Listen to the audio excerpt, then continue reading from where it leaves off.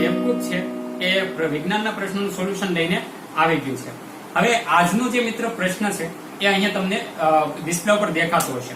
મિત્રો આ જે ક્વેશ્ચન છે ને એની અંદર આપણે વિજ્ઞાનના પ્રશ્નનો હંમેશા જે સોલ્યુશન કરીએ છીએ એ રીતે આપણે આજના પ્રશ્નની અંદર આપણે કીવર્ડ્સ પકડી અને એને ક્રેક કરવાના છે। જેમ કે આજના પ્રશ્નમાં એવું પૂછેલું છે કે પેલા તો એમાં અણુઓ કેટલા છે એવું પૂછેલું છે અને એવું પૂછેલું છે કે એની અંદર કે નીચેના ઓપ્શનમાંથી શેની અંદર અણુઓ વધારે છે। તો એમાં આપણને બે વસ્તુ દેખાય, એક તો અણુ શબ્દ દેખાય છે અને એક તો કયો દેખાય છે આણ્વીય સૂત્ર, જેમ કે NO2 છે, O2 છે અને N2 છે। તો આપણે આજે આ ક્વેશ્ચન સોલ્વ કરવા માટે કયું ફંડામેન્ટલ જરૂરી છે એનો આપણે અભ્યાસ કરીશું અને એ કોન્સેપ્ટ છે એને આપણે ક્લિયર કરીશું। બધું બુકમાં આપેલું છે અને એમાંથી આપણે કોન્સેપ્ટને કઈ રીતે એપ્લાય કરી શકીએ એ ખાસ અગત્યનું છે આ ક્વેશ્ચન માટે। મિત્રો ખાસ યાદ રાખો, આ ક્વેશ્ચન તમને આવડે ને એટલે બિન સચિવાલયના બે ક્વેશ્ચન આવડશે અને એ બે ક્વેશ્ચન આવડે એટલે તમને ઓફિસ સુપ્રિન્ટેન્ડન્ટના પણ બે ક્વેશ્ચન આવડશે।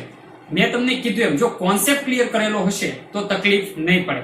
તો આપણે વિજ્ઞાનના મિત્રો હજી તમે વેબકૂપ સિરીઝના આગળના બે જે વિડીયો છે એ તમે હજી ના જોયા હોય તો એ પણ તમે જોઈ લેજો। અને ખાસ મિત્રો બંધારણના જે વિડીયો બનાવીએ છીએ અમે કે એકદમ ઇન્ટરેસ્ટિંગ, કે તમને આમ મજા આવે કે ભાઈ ના એકદમ ઇમેજ સાથે અને બધા ફંડામેન્ટલ સમજાય એ રીતે, તમે નાણાકીય ખરડો, વિધેય ખરડો તમને કન્ફ્યુઝન હશે જ તો એ પણ ડિસ્પ્લે ઉપર એના તમને બેનર દેખાતા હશે તો એ વિડીયો છે એ ખાસ કરીને હજી તમે ના જોયા હોય તો એ પણ વિડીયો જોઈ લો।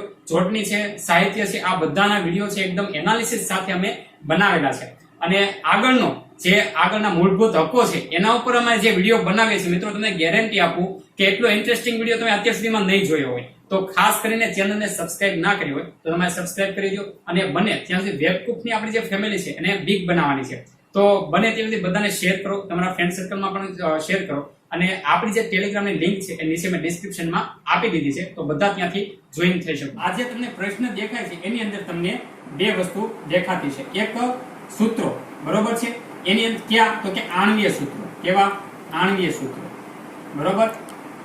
એક આણ્વીય સૂત્રો એટલે ક્યાં તો કે ભાઈ O2 N2। હવે બીજી વસ્તુ દેખાય છે એ શું દેખાય છે અણુઓ। તો મિત્રો આ જે વસ્તુ છે, આ જે આણ્વીય સૂત્રો છે એની અંદર કેટલા અણુ રહેલા છે તો આપણે એનું બેઝિક ફંડામેન્ટલ પહેલા શોધીએ કે આ N2 થી લઈ અને હું તમને અણુ સુધીનું આખું બેઝિક ફંડામેન્ટલ છે હું તમને અહીંયા ક્લિયર કરાવું। હવે આપણે જોયું, તમને ખબર હશે કે પરમાણુ દળ, તો પહેલા તો આપણે કોઈ માનો કે આપણે દુકાને ખાંડ લેવા જઈએ, સુગર લેવા જઈએ તો આપણે એવું કેવું છે કે ભાઈ 1 કિલો ખાંડ છે, 1 કેજી ખાંડ છે એની અંદર કેટલા ખાંડના દાણા હશે બરોબર। તો શું કરવું પડે કે એના માટે કંઈક ફિક્સ આંકડો તો જોઈએ ને, તો પહેલા તો આપણે શું શોધવું પડે કે એનું દળ શોધવું પડે। શું શોધવું પડે? દળ બરોબર। તો આ દળ શોધવું એમ આપણે પરમાણુ છે તો પરમાણુનું પણ આપણે દળ શોધવું પડશે। તો શા માટે તો કે 1 કેજી ખાંડની અંદર કંઈક સમથિંગ જે દાણાઓ હશે તો એના માટે આપણે એક દળ આપ્યું હતું કેજી। તો આપણે આ પરમાણુ છે એની અંદર આ જે અણુ છે એની અંદર કેટલા અણુ પરમાણુ રહેલા હશે એ આપણે જો ફાઇન્ડ કરવું હોય તો આપણે શું શોધવું પડે તો કે ભાઈ પહેલા દળ શોધવું પડે। હવે દળ શોધવું હોય તો આપણે માટે એને માટે પેલા કોઈ મેથડ હતી ને, તો વૈજ્ઞાનિકોએ દ્રવ્યમાન સ્પેક્ટ્રોમીટરના નામનું જે સાધન છે એના ઉપરથી એને પરમાણુ છે એનું દળ શોધ્યું।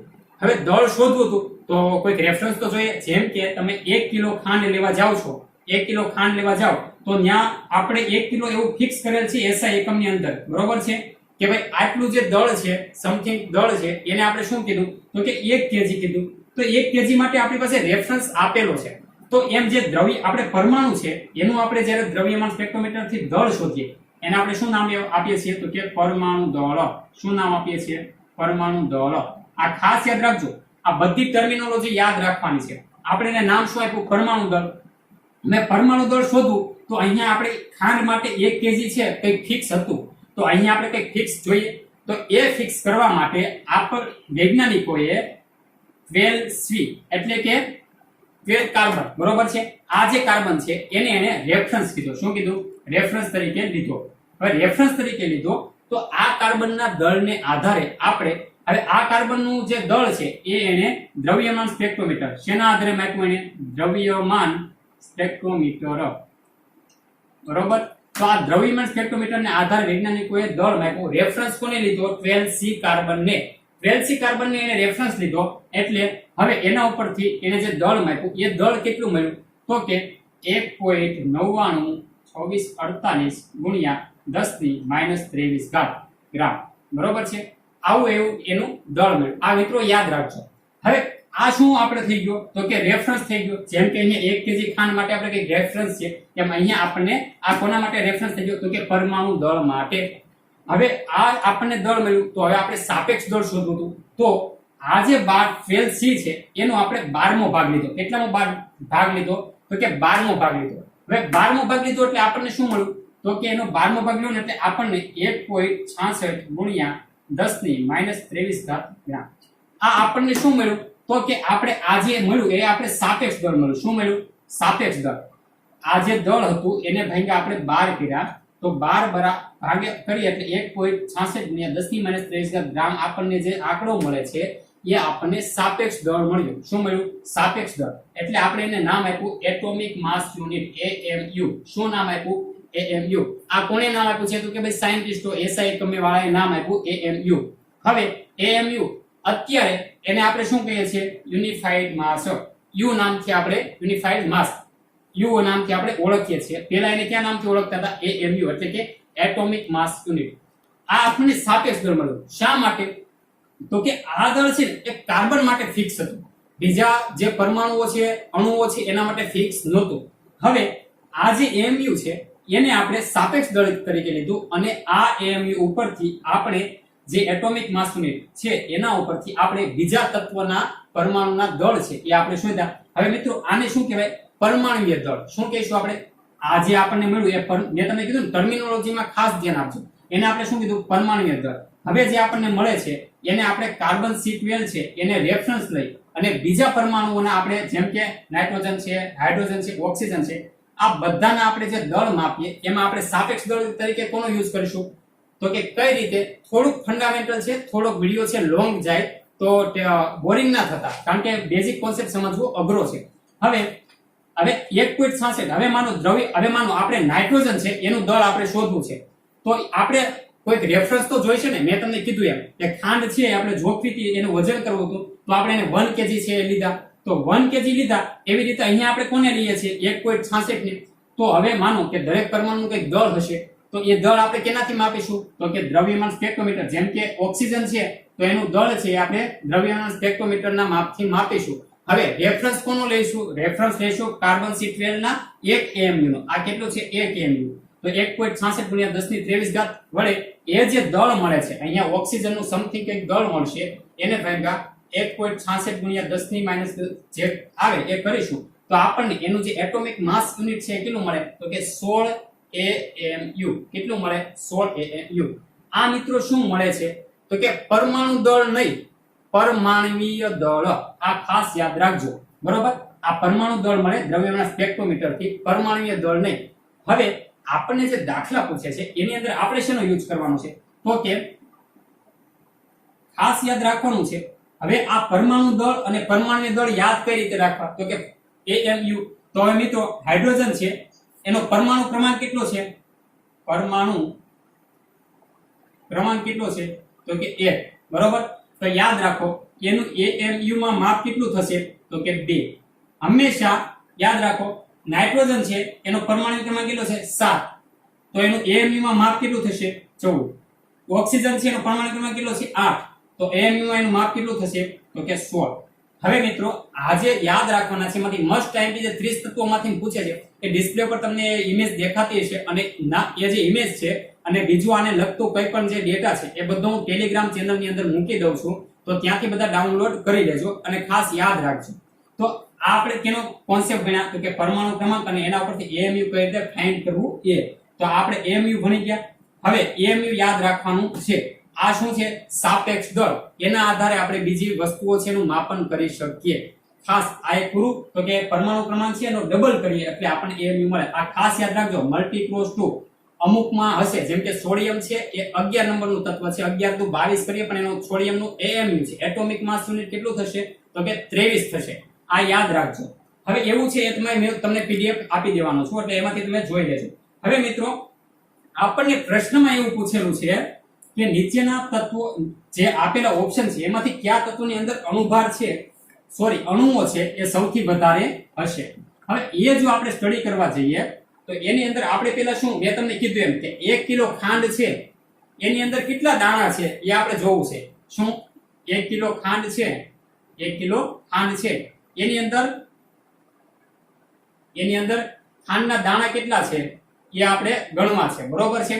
તો એના માટે આપણે કંઈક પેલા ફિક્સ માપ તો જોઈએ ને, તો આપણે પેલા શું ફાઇન્ડ કરી લીધું તો કે દળ કઈ રીતે ફાઇન્ડ કરાય એ આપણે જોઈ લીધું. હવે એની અંદર દાણા કેટલા છે એ આપણે જોવાનું છે. હવે આપણે એના ઉપર જઈએ, બરોબર. હવે વૈજ્ઞાનિકોએ શું કર્યું તો કે 12 ગ્રામ કાર્બન લીધો. કેટલો? 12 ગ્રામ કાર્બન લીધો, બરોબર છે, કાર્બન સી.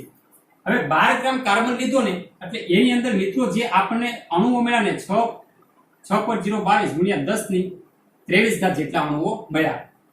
હવે 12 ગ્રામ કાર્બન ને આપણે શું લીધો છે? રેફરન્સ. શું લીધો છે? રેફરન્સ તરીકે, બરોબર છે. તો 12 ગ્રામ કાર્બન છે એને 6.022 ગુણ્યા 10 ની 23 ઘાત જેટલા અણુઓ મળ્યા. આને આપણે નામ શું આપ્યું તો કે 1 મોલ. શું નામ આપ્યું? 1 મોલ. હવે મિત્રો 1 મોલ એટલે શું તો કે 1 મોલ એટલે 6.022 ગુણ્યા 10 ની 23 ઘાત અણુઓ.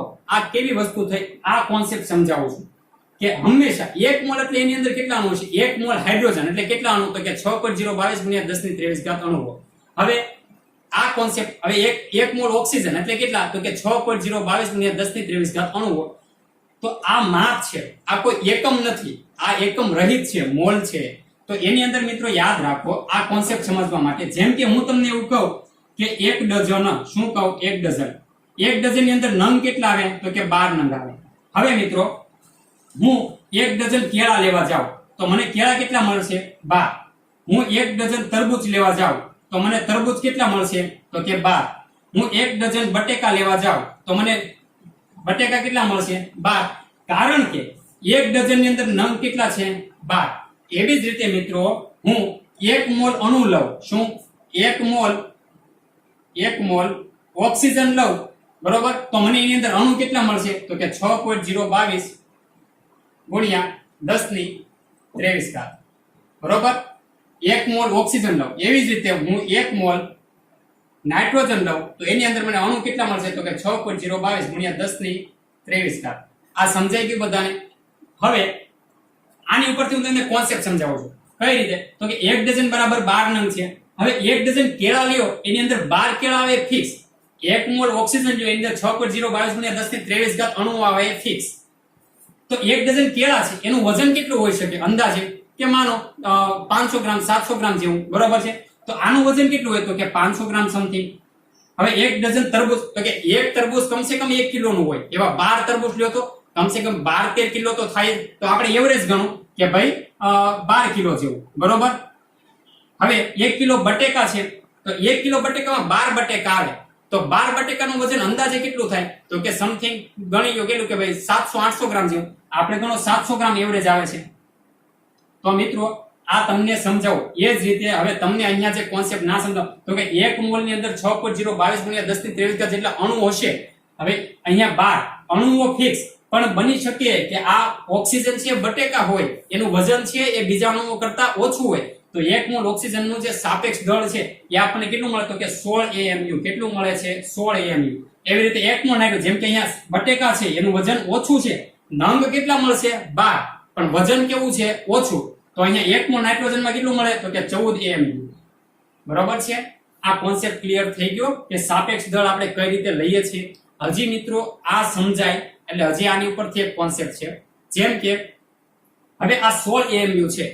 હવે આ 16 AMU કેટલાનું છે તો કે એક અણુનું દળ. એક નાઇટ્રોજન છે, એક ઓક્સિજન છે. એ અહીંયા લખું છું કે એક ઓક્સિજન છે એનું દળ કેટલું છે તો કે 16 AMU. કેટલું છે? 16 AMU, બરોબર છે. હવે મિત્રો આવા કેટલા તો કે 6.022 ગુણ્યા 10 ની 23 ઘાત અણુ ભેગા થાય ને એટલે એ વજન કોના જેટલું થાય તો કે 16 ગ્રામ. કેટલું થાય? 16 ગ્રામ. શા માટે તો કે આપણે રેફરન્સ શું લીધો તો? કાર્બન. તો કાર્બનમાં શું હતું તો કે 6.022 ગુણ્યા 10 ની 23 ઘાત અણુ ભેગા થાય કોના જેટલા હતા? 12 ગ્રામ જેટલા. હવે મિત્રો આ કોન્સેપ્ટ આ આપણો કોન્સેપ્ટ હતો. આમાંથી હજી પણ કાંઈ ના સમજાણ હોય, નોન ટેકનિકલ ફિલ્ડનો માણસ હોય અને આમાંથી કંઈ પણ ટપ્પા ના પડ્યા હોય તો તમારે આમાંથી કંઈ પણ યાદ નથી રાખવાનું. ખાલી હું કહું અહીંયા જે આ કોન્સેપ્ટ બધાને સમજાઈ ગયો છે, આમાંથી કાંઈ પણ ના સમજાણું હોય તો એક જ સૂત્ર યાદ રાખવાનું છે. સૂત્ર છે એ આ સૂત્ર છે કે 1 મોલ બરાબર અણુ કેટલા, તો કે 6.022 ગુણ્યા 10 ની 23 ઘાત અણુ. અને આ જે 1 મોલ છે એ કેટલા હોય, તો કે અણુ કે પરમાણુને સાપેક્ષ દળ. અને મિત્રો આ સાપેક્ષ દળ એટલે કયું, તો કે જે આપણે એટોમિક માસ યુનિટ એટલે કે AMU ભણ્યા એ માસ, બરોબર છે. એ માસ એટલે એટોમિક માસ યુનિટ એ કોના જેટલું, તો કે એક જે એટોમિક માસ યુનિટ મળે એની અંદર અણુ કેટલા હોય 6.022 ગુણ્યા 10 ની 23 ઘાત. અને અણુ છે એટલા અણુ ભેગા થાય એને આપણે શું કહીશું, 1 મોલ. તો આપણે ગણતરી કેટલી રીતે કરી શકીએ, તો કે 1 મોલ મળી જાય તો અણુ મળી જાય, અણુ મળી જાય તો સાપેક્ષ દળ મળી જાય. આ બધા એકબીજાના અરસપરસ છે. હવે મિત્રો જે પ્રશ્ન હતો એ પ્રશ્ન છે એ આપણે જોઈએ અને એમાંથી આપણે ડિફિકલ્ટી જોઈએ કે કઈ રીતે પ્રશ્નનું સોલ્યુશન છે આપણે કરી શકીએ. હવે તમને ડિસ્પ્લે ઉપર મિત્રો પ્રશ્ન દેખાતો હશે, તો એની અંદર આપણને જે શું કીધું કે નીચેનામાંથી સૌથી વધારે અણુઓ, શું કીધું છે, સૌથી વધારે અણુઓ, બરોબર છે, સૌથી વધારે અણુઓ. આ ખાસ યાદ રાખવાનું, સૌથી વધારે, બરોબર. હવે જે તમને ડિસ્પ્લે ઉપર મિત્રો પ્રશ્ન દેખાય એમાં પહેલો ઓપ્શન એવો આપેલો છે કે 7 ગ્રામ નાઇટ્રોજન. શું આપેલું છે, 7 ગ્રામ નાઇટ્રોજન, બરોબર. આ પહેલો ઓપ્શન છે. તો 7 ગ્રામ નાઇટ્રોજન મિત્રો, તો મેં તમને કીધું કે AMU ના જે પણ તમને દળ છે એ કોના બમણા હોય, તો કે જે પરમાણુ ક્રમાંક છે એના બમણા હોય. તો મિત્રો યાદ રાખજો, એ હું PDF છે મોકલી દઉં ને ડિસ્પ્લે પર તમને PDF છે દેખાતી છે. તો 7 ગ્રામ નાઇટ્રોજન, તો આપણે પેલા નાઇટ્રોજન છે એનું શું ફાઇન્ડ કરવાનું, તો કે એના પેલા મોલ ફાઇન્ડ કરો.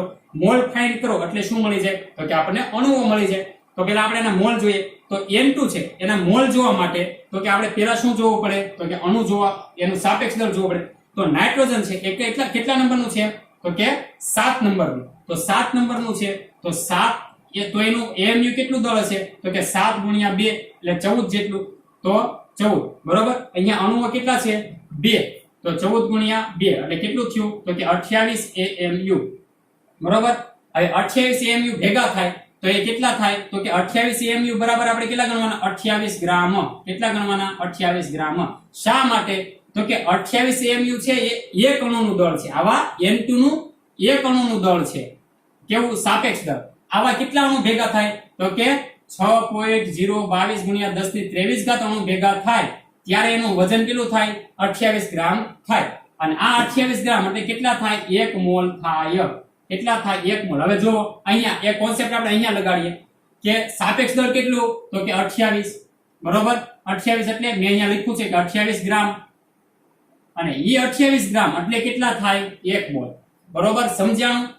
સાપેક્ષ દળ જેટલું જ ગ્રામમાં દળ હશે, 28 તો કે 28 ગ્રામ, 28 ગ્રામ તો કે 1 મોલ. તો મિત્રો 28 ગ્રામ એ 1 મોલ થાય. અહીંયા આપણને કેટલા આપ્યા છે, 7 ગ્રામ. કેટલા આપેલા છે, 7 ગ્રામ. તો સમજો કે આ 1 મોલ પૂરો થાય છે, નથી થતો. એટલે આનો જે પરમાણુ જે દળ છે એ કેટલું હોય, એટલે સોરી એની અંદર અણુઓ કેટલા હશે, તો કે 1 મોલ ની અંદર આટલા અણુ હોય 6.022 ગુણ્યા 10 ની 23 ઘાત જેટલા. પણ 7 ગ્રામ ની અંદર તો કે 28 ગ્રામ હોય ત્યારે 7 ગ્રામ છે. તો આની અંદર સ્વાભાવિક છે કે 6.022 ગુણ્યા 10 ની 23 ઘાત જેટલા અણુ તો નહીં જ હોય અને 1 મોલ પણ થતો નથી, બરોબર છે. 1 મોલ પણ નથી થતો. 1 મોલ કરતા ક્યાંય ઓછું થાય છે. શા માટે, તો કે 28 ગ્રામે, હજી કોઈ પણ ના સમજે તો 3 રાશિ મૂકો કે 28 ગ્રામે કેટલા, 28 ગ્રામે 1 મોલ થાય. કોનો અણુ, તો કે N2 નો અણુ, બરોબર છે. આપણને અહીંયા કેટલા આપ્યા છે, તો કે 7 ગ્રામ, બરોબર. તો 7 ગ્રામે કેટલા મોલ થાય, બરોબર છે. તો 7/28 આટલા મોલ થાય, બરોબર. હવે તમે જોઈ શકો 7 ને 28 વડે ભાંગો એટલે કેટલા આવે, બરોબર. બીજો ઓપ્શન આપણને એવો આપેલો છે કે 2 ગ્રામ. કેટલા આપેલા છે, 2 ગ્રામ H2, બરોબર. હવે મિત્રો હાઇડ્રોજન છે તો હાઇડ્રોજનનું પરમાણુ એનું AMU માં માપ કેટલું છે, 2 ગ્રામ. કેટલું છે, સોરી 1, બરોબર છે. હવે અણુ કેટલા ભેગા થશે, 2. તો 2 ભેગા થાય તો કેટલું થાય, 2 ગ્રામ, બરોબર. અથવા તો 2 AMU કેટલું થશે, 2 AMU. હવે 2 AMU ભેગા થાય તો 2 AMU બરાબર કેટલા થાય, 2 ગ્રામ. તો 2 ગ્રામ, તો 2 ગ્રામ અહીંયા મૂકો. 2 ગ્રામ બરાબર તો કે 1 મોલ થશે. તો અહીંયા કેટલા થશે, 1 મોલ. તો જોવો મિત્રો 2 ગ્રામે 1 મોલ, અહીંયા 2 ગ્રામ, અહીંયા 2 ગ્રામ આપેલા છે તો 2 ગ્રામે 1 મોલ આપણને મળી જશે. એટલે આની અંદર કેટલા અણુ છે તો કે 6.022 ગુણ્યા 10 ની 23 આ મોલ થતો નહોતો, બરાબર. એની અંદર પણ અહીંયા કેટલા અણુ હતા તો કે જો 7/28 એક મોલ પણ સંપૂર્ણ નથી, 0 પોઈન્ટમાં જતો રહેશે. આ સંપૂર્ણ એક મોલ છે એટલે એની અંદર કેટલા છે 6.022 ગુણ્યા 10 ની 23 નો. ત્રીજો ઓપ્શન મિત્રો એવો હતો કે 16 ગ્રામ NO2, બરાબર. હવે નાઇટ્રોજન છે એનો કેટલો છે તો કે 14 mu પ્લસ ઓક્સિજન છે એનો કેટલો, લિસ્ટ જોઈ લેજો. આ બધા લખું છું O2 નું mu તો એ ક્યાં આપેલું છે પીડીએફ માં અથવા તો સાયન્સ ની બુકમાં અથવા તો 9મા ધોરણની બુકમાં આપેલું છે. તો O2 તો કેટલો થાય 32, તો અહીંયા કેટલા આવશે 46. હવે 46 AMU તો 46 AMU બરાબર 46 ગ્રામ, બરાબર. આ 46 ગ્રામ થાય અહીંયા મૂકો, આ 46 ગ્રામ, તો 46 ગ્રામ ભેગા થાય ત્યારે 1 મોલ થાય. તો 46 ગ્રામ 1 મોલ થાય, બરાબર છે 1 મોલ. તો અહીંયા આપણને કેટલા ત્રિરાશિ મૂકો કે 46 ગ્રામ 1 મોલ છે, અહીંયા કેટલા છે 16 ગ્રામ. તો મિત્રો તમને સ્વાભાવિક રીતે ખબર પડે કે આમાં પણ 1 મોલ સંપૂર્ણ થતો નથી, તો આ પણ 1 મોલ કરતા નીચે છે, 1 મોલ કરતા ઓછું છે. હવે ચોથો ઓપ્શન જો 6 ગ્રામ NO2 એ આપણે અહીંયા લખો ઉપર કેટલો છે 6 ગ્રામ O2, બરોબર છે. હવે મિત્રો O2 ઓક્સિજન કેટલું છે 16, તો 16 દુને 32 ગ્રામ અથવા તો 32 AMU, તો 32 AMU બરાબર 32 ગ્રામ. 32 ગ્રામ અહીંયા મૂકો તો 32 ગ્રામ બરાબર 1 મોલ. તો હવે ત્રિરાશિ મૂકો કે 32 ગ્રામ બરાબર 1 મોલ. તો તમને સ્વાભાવિક કે 6 ગ્રામે કેટલા, તો સ્વાભાવિક છે 32 ગ્રામ ભેગા થાય ત્યારે 1 મોલ થાય છે, તો 6 ગ્રામે 0 પોઈન્ટમાં જતો રહેશે. મિત્રો ચારે ચાર ઓપ્શન માંથી જોવો કે આ પણ 0 પોઈન્ટમાં મોલ છે એટલે કે 1 મોલ સંપૂર્ણ નથી. ત્યારબાદ મિત્રો પહેલો ઓપ્શન છે એમાં પણ જોવો કે 28 ગ્રામ 1 મોલ થાય એટલે એ પણ 0 પોઈન્ટમાં મોલ જતો રહે છે.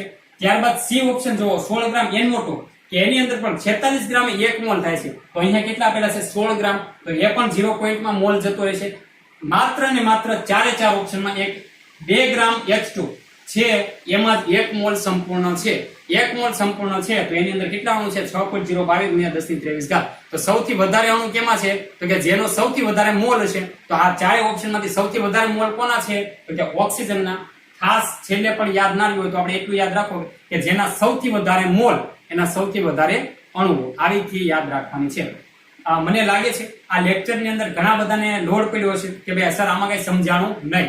તો મિત્રો બને ત્યાં સુધી વિડીયો જોવાની ટ્રાય કરજો. ના સમજાય તો કોમેન્ટમાં અમને તમે લખી શકો છો કે સર આમાં કશું સમજાણું નથી, તો પર્સનલી પણ સમજાવીશ અને એવું લાગે તો આના ઉપર ડીપથી કોન્સેપ્ટ લઈ અને આપણે સમજાવી દઈશું.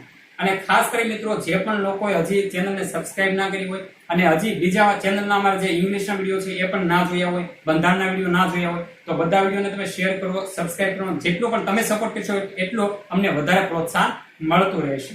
તો તમારો જે સપોર્ટ છે એ ઘણો સારો મળી રહ્યો છે. ટેલિગ્રામમાં પણ ઘણો સારો સપોર્ટ, ઘણાના પર્સનલ મેસેજ પણ આવે છે અને બહુ પોઝિટિવ કોમેન્ટ પણ હોય છે. તો તમે જે કોમેન્ટ આપો છો એના કારણે અમે પ્રોત્સાહિત થઈએ છીએ. અને જે અમારી વેબકોફની ટીમ છે એ બસ સીધી વાત નો બકવાસના હેતુ સાથે કે ભાઈ તમને છે એ વધારે સારું અમે આપી શકીએ, એકદમ પરીક્ષાલક્ષી, કોઈ ઇમ્પ્રેસ કરવાની બાબત નથી. તો બને એટલો સાથ અને સહકાર આપો. ધન્યવાદ.